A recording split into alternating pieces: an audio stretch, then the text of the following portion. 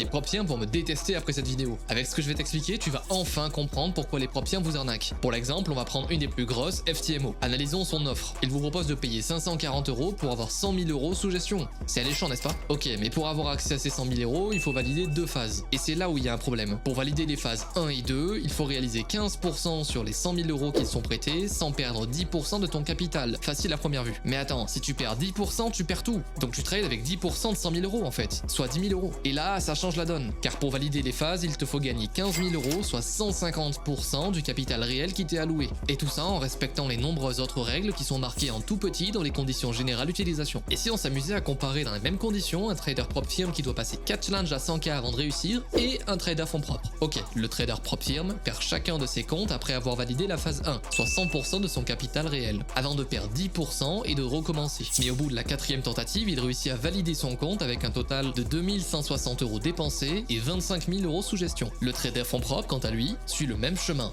Il dépose 2160 € et fait 100%, perd 10% et recommence 4 fois. Ce qui nous donne finalement 34 967 € de bénéfices réalisés en fonds propres. D'un côté, vous avez généré sans règles dérangeantes plus de 30 000 € et de l'autre, vous en avez perdu plus de 2000, mais vous avez le droit de commencer à gagner de l'argent avec un capital de 25 000 €. Toujours envie de payer des prop firms? Non, ça se comprend. Alors rejoins-nous sur Discord en cliquant sur le lien dans la bio.